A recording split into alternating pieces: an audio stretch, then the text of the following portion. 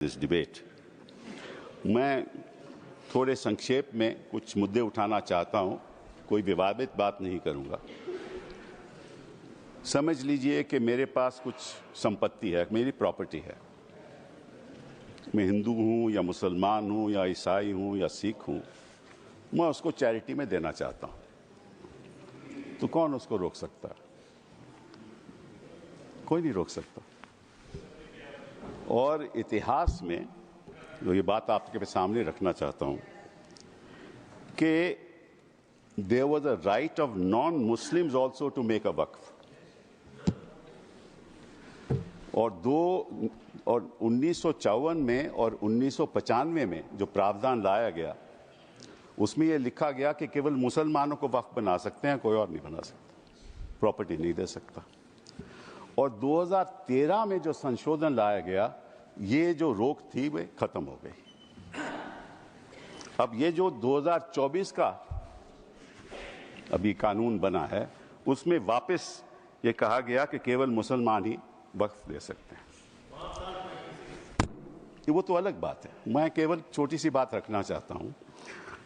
मैं as far as the 17th century, and I'll give you a judgment of the Madras High Court, which observed that it is common for the Hindu zamindars to have Muslims in their territories to make Muslim endowments. Similarly, in Arur Singh versus Badr Deen, Lahore High Court upheld the right of a Hindu to make waqf of his property for a Muslim graveyard. After independence, Nagpur High Court upheld the right of a non-Muslim to create waqf. और हमारे प्रधानमंत्री जी, इनकी मैं बड़ी इज्जत करता हूं, हमेशा कहते हैं वन नेशन वन लॉ। तो अगर वन नेशन वन लॉ होना है तो बताइए भाई साहब कि ये केवल कहना कि मुसलमान ही वक्फ दे सकते हैं, ये किस किस्म का लॉ है? ये किस किस्म का लॉ है? और ये भी कहना कि मुसलमान को पहले 5 साल मुसलमान बने, फिर तय करना होगा कि तुम वक्फ दे सकते हो कि नहीं।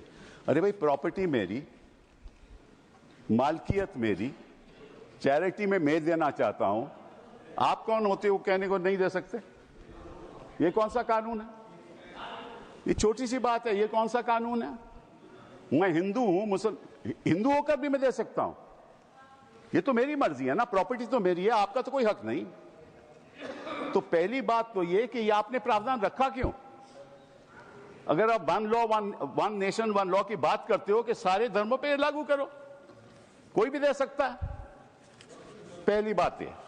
दूसरी बात, एक नड्डा साहब ने बड़ी अच्छी कही कि देखिए ये कितनी एकर्स प्रॉपर्टी औकाफ की है, वक्फ की है। मैं उनको बताना चाहता हूं कि there are 32 Waqf boards in this country in different states merely supervise administration of waqf properties in their respective states. But, please note kar lijiye Nada ji, total area of Hindu religious institutions in Tamil Nadu, Andhra Pradesh and Telangana respectively is 4,47,000 in Tamil Nadu, 4,65,000 in Andhra, 87,000 in Telangana, 723 acres with Tirumala Tirupati Devasthanam, and thus it comes to 10 lakh acres only in 4 states.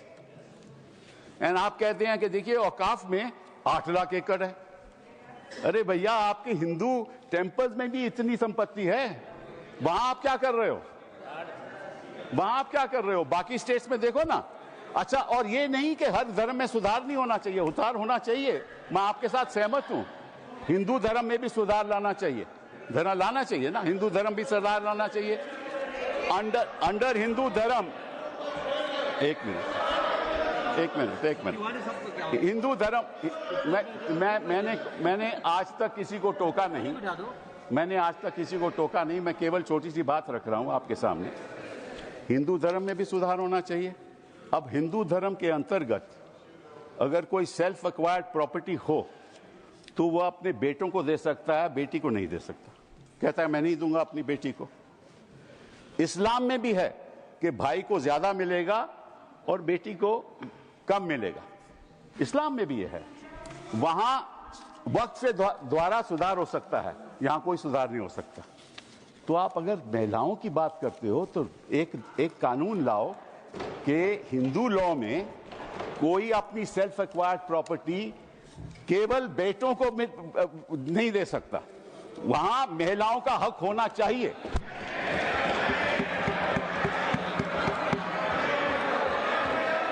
और आप हमें ये आश्वासन दो,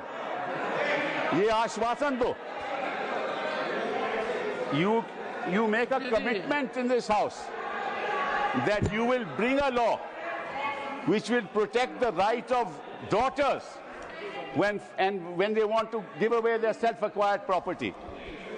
दूसरी बात ये मैं आपके सामने रखना चाहता था। तीसरी बात मैं आपने सामने रखना चाहता हूं। आपने कहा, और ये बात आपको वैसे जाननी चाहिए, शायद मालूम नहीं आपको बताया या नहीं, लेकिन ये जो बोर्ड है ये स्टैट्यूटरी बोर्ड है, पहले भी था, इसमें कोई नॉमिनेट नहीं होता था। मैं आपको बताता हूं क्या वो स्टैट्यूटरी बोर्ड था। Most nominees were of the government, पहले भी। MPs are there, judges of Supreme Court, High Court, civil servants were there, and the chief executive officer of the board is a civil servant. Government can give directives to the board and even supersede it. Tribunal members are nominated by the government. ये तो पहले स्थिति थी। तो अगर सरकारी यहां नियुक्ति थी तो गलत कौन काम कर रहा था? आपने उसको क्यों सुपरसीड किया? सब नॉमिनी क्यों आपने रखवा लिए? अरे भैया, पहले भी तो स्टैट्यूटरी बोर्ड था, तो आपने प्रावधान क्यों लाया? ये अगर कोई गलती हो रही थी तो मुतवल्ली से हो रही थी। होता क्या था कि मुतवल्ली इसी वक्फ में अब डील कर लेता था और उसकी वजह से ये मिसमैनेजमेंट होती थी। आपको उसको ठीक करना चाहिए था। हम भी आपके साथ हैं। पहली बार मुझे याद है, आई थिंक इट वाज 1954, कि तमिलनाडु के ब्राह्मण ने एक कहा कि हमारे यहाँ मंदिरों में बड़ी गड़बड़ हो रही है, और उसकी वजह से 1954 एक्ट बना। तो गड़बड़ तो सब जगह होगी, आपकी सरकार में भी बड़ी गड़बड़ हो रही है, वो भी हो रही है, वो ठीक है, वो तो गड़बड़ तो होती है, गड़बड़ तो होती है। तो अब आपने क्या किया? अब बड़ी इंटरेस्टिंग बात है, आपने क्या किया? आपने कहा कि भैया अगर कोई, सर देखिए, आपने सबको 15-15, 20-20 मिनट दिए, मुझे 10 मिनट दे दीजिए, ज्यादा नहीं मांगता मैं, थोड़ा सा। सर कपिल जी, हम मुद्दे की बात कर रहे हैं, हम कोई पॉलिटिक्स की बात नहीं कर रहे। नड्डा जी ने कहा कि यहाँ कोई पॉलिटिक्स की बात नहीं हो रही, क्योंकि देश के भविष्य का सवाल है। Sir therefore the other thing I want to say कि पहले क्या होता था कि ये जो वक्फ प्रॉपर्टी पे इंक्रोचमेंट होती थी, अनऑथराइज्ड इंक्रोचमेंट होती थी, लोगों की अनऑथराइज्ड इंक्रोचमेंट, और सरकार भी इस पे कब्जा कर लेती थी। इसलिए जो लिमिटेशन प्रोविजन लाया गया, उसमें यह रखा गया कि जो 12 साल का लिमिटेशन ऑर्डिनरी लॉ में है वो नहीं है। किसी ने गलत तरीके से वक्फ प्रॉपर्टी का कब्जा कर लिया, तो अगर लिमिटेशन की बात आएगी तो 12 साल के बाद वो उसको चैलेंज नहीं कर सकता। आपने वो वापस लिमिटेशन ले आए, मतलब कि उनका अनऑथराइज्ड कब्जा कायम रहेगा। तो ये तो आप इंक्रोचमेंट्स का साथ दे रहे हो, इंक्रोचर्स का साथ दे रहे हो। मतलब कि जो वक्फ प्रॉपर्टी में गलत कब्जा हुआ है वो कब्जा वैसे ही रहेगा, क्योंकि 12 साल बीत जाएंगे। ये किस किस्म का प्रावधान आप लाए हो?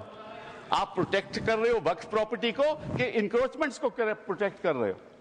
फिर साथ साथ में आपने ये कह दिया कि district magistrate has the full power to decide as to whether it is वक्फ प्रॉपर्टी और नॉट। This is what you have said.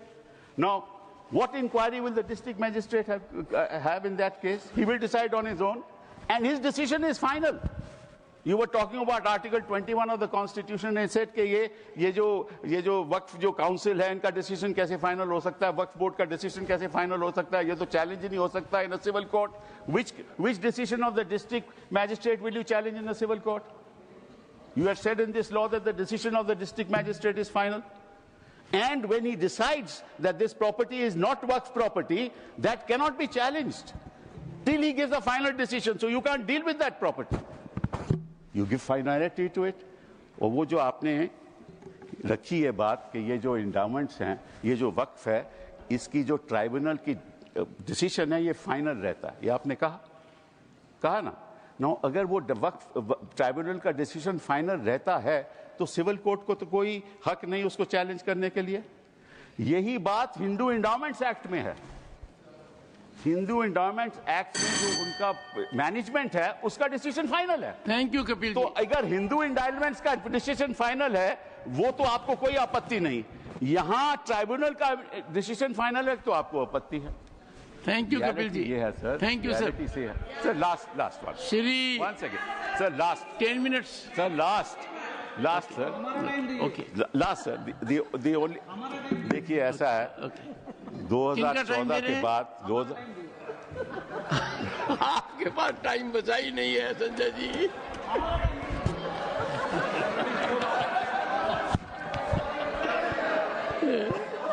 Kapil ji. Sir just give me a minute. Honourable members. Sir just 1 second, 1 second Kapil ji. One second, sir. 1 second. What is the fact of the matter is the problem. 1 second, Kapil ji. The Honorable Parliamentary Affairs Minister. Sure. मैंने honourable chairman sir, पिछली बार भी कपिल सिब्बल जी जब यहाँ बोले थे तो मैंने कहा था कि सीनियर एमपीज बैठ के हमारे साथ में डिबेट डिस्कशन में हिस्सा लेगा तो हम लोग अच्छा लगता है, लेकिन प्रॉब्लम क्या है कि वो कई बातें बोल करके सीधा चले जाते हैं, क्लैरिफिकेशन नहीं सुनते हैं। उनके बोलने से पहले 1-2 लोग बोलते हैं तो वो जरूर सुनते हैं, मगर उसके बाद वो कुछ ऐसा सवाल रख करके चले जाते हैं, फिर वो सुनने के लिए बैठता नहीं। तो रात को जब मैं जवाब दूंगा तो वो तो रहेंगे नहीं। तो इसका ऐसे परिस्थिति में मुझे क्या करना चाहिए सर, आप बताइए, क्योंकि ये तो बड़ा समस्या हो गया सर। कपिल जी एक मिनट, 1 सेकेंड सर जैसे कि उन्होंने बड़ा, क्योंकि उससे सीनियर होने के नाते उसका सूझबूझ समझ, उसका इंटेलेक्ट को तो मैं चैलेंज नहीं कर सकता हूं, लेकिन जैसे कन्फ्यूजन बात करके चला गया। उन्होंने 4 स्टेट का रिलीजियस जो लैंड है उसको वक्फ का साथ में कंपेयर करके कन्फ्यूजन करके चला गया। वक्फ प्रॉपर्टी रिलीजियस प्रॉपर्टी नहीं होता है, वक्फ प्रॉपर्टी अलग है, वो सिविल है। यहां उन्होंने एग्जाम्पल गलत देख के चला गया, फिर बोलता है कि मेरा जमीन मेरा प्रॉपर्टी है। आप कौन होता है कानून बनाने वाला? मैं इसलिए बोल रहा हूं कि वो चले जाएंगे। वो सर नहीं, डॉक्टर अभिषेक सिंह भी चले गए हैं। अभिषेक जी तो चले गए, अब मैं क्या करूं, रोक नहीं सकते सर। वापस आएंगे क्योंकि विप है, because of whip he will come वापस सर। तो जैसे कि सर मैं इसलिए बोल रहा हूं चेयरमैन सर, जैसे कि उन्होंने कहा कि जमीन मेरा है, तुम कौन होता है कानून बनाने वाला? तो जब कोई ट्रस्ट बनाता है तो ट्रस्ट को कौन चलाते हैं, उसका निगरानी कौन करता है? Charity commissioner. तो आप बोलेंगे कि मैं हिंदू हूं, मैं हिंदू एक ट्रस्टी हूं, तो चैरिटी कमिश्नर में तुम मुस्लिम नहीं आ सकते हो, क्रिश्चियन नहीं आ सकते। ऐसे हो सकता है कि इस देश में देश कानून से चलता है। आप बोलते हैं मेरा मर्जी होगा, इसका मतलब क्या एक मिनिस्ट्री मुसलमानों के लिए अलग मिनिस्ट्री बनाना है और हिंदुओं के लिए अलग मिनिस्ट्री डिपार्टमेंट खोलना है? आप कैसे बात करके जा रहे हैं इतना सीनियर होते हुए? आप इस तरह का देश में एक कानून सबके लिए चलेगा तो ये देश के लिए अच्छा होता है। मैं डिटेल में जवाब दे सकता हूं, मगर ये मेरा रिप्लाई का टाइम नहीं है। लेकिन आप चले जाएंगे, इसलिए मैंने कहा कि इस तरह का आप बात रख करके चले जाएंगे, बाद में आप रिप्लाई नहीं सुनेंगे, फिर अधूरा हो जाएगा। इसलिए मैं ये कह रहा हूँ। ऑनरेबल फाइनेंस मिनिस्टर पड़ेगा सर, मुझे I will come to you. मैं भी बीच में एक बार बोलूंगा। I will come to you honourable finance minister. Sir, I'm very sympathetic to Minority Affairs Minister, sir. Every time when finance-related matters also, I face this situation when I stand up to answer earnestly with all the questions being posed to me. Concerned members are never there. So at least he had the courage to stand up and seek your permission to say. But there were 1 or 2 points on which I want to just give as much of clarification. As much as Minority Affairs Minister says, we are talking to a senior, very senior legal luminary. So I'll humbly submit my facts, if I heard him right, honorable member. In Tamil Nadu or in Andhra, and he also took the name of the Tirumala Tirupati Devasthanam. In all this, the HRNC is with the government. Government appointed people monitor it, they execute it, they run it. Second, Tirumala Tirupati Devasthanam, the executive officer, is appointed by the government of Andhra Pradesh. The endowment board has people who are appointed by the government of Andhra Pradesh, and the entire system is completely under the government of Andhra Pradesh, sir. So it is not as if, Hindus are not being touched at all, only Muslims are. No. There is a huge, in fact, it has led to a lot of feeling that Hindu pilgrims have started feeling that only our temples are being completely controlled by government and government-appointed men. And it is leading to a lot of confusion among the Hindu pilgrims also. It's a matter of concern for all religion. So it is I'm responding to the honorable member who spoke. Anybody who has a comment to make on what I've said are welcome to seek the time from the chair rather than shout me down. And therefore, when I put the facts before, because he did refer to the southern states, the Hindu temples, and also took the name of TTD, the fact is this, sir.